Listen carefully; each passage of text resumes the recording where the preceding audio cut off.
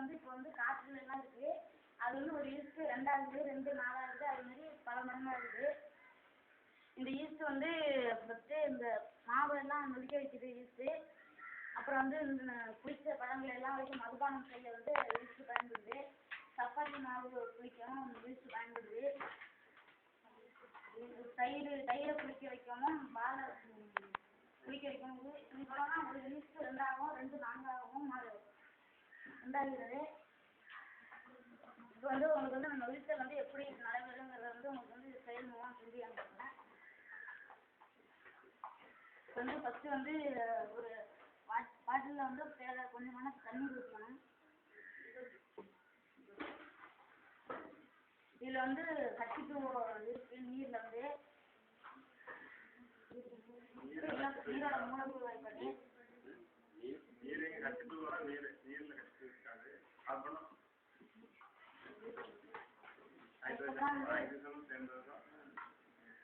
வந்து சர்க்கரை வந்து சொல்லுவாங்க. இதோட மூலப்பொருள் வந்து கார்பன் 6, ஹைட்ரஜன் 12, அப்புறம் வந்து ஆக்சிஜன் வந்து 6. அதில் வந்து இது வந்து சேர்த்து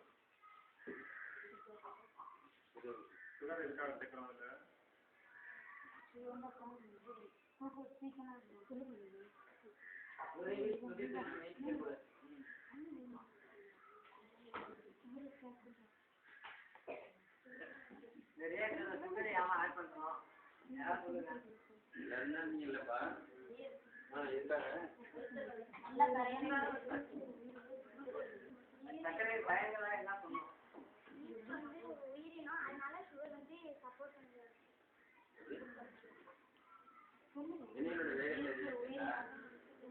ஈஸ்ட் வந்து ஒரு உயிரி. ஈஸ்ட் உயிரி வந்து அந்த 1 மடங்கு 4 மடங்கு ஆகும் 2 ஆகி 4 ஆகும்னா விரைவில் சப்போர்ட் பண்ணாது. அது பிறகு ஈஸ்ட் வந்து கொஞ்சம்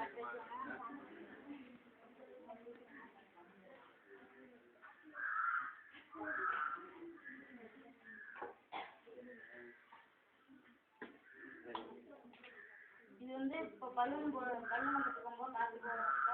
இப்போ அதை கலக்கணும்னா இதோட இது கேஸ் வந்து ஃபார்ம் ஆகி இது வந்து பலூன் வந்து அந்த கேஸ் ஃபார்ம் ஆகிறது தெரியும். அதுக்கெல்லாம்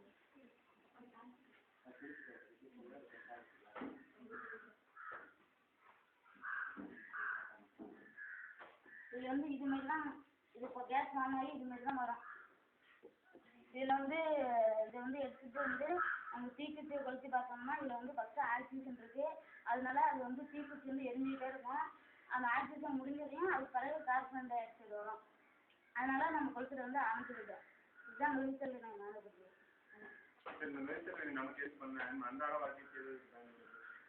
இந்த இட்லிக்கு மாவு ஈஸ்ட் சேர்க்கறதுல அது வந்து காற்று மூலமாக காற்றுல ஈஸ்ட் இருக்கிறதுனால காற்று மூலமாக அது வந்து லேட்டாக வருதுனால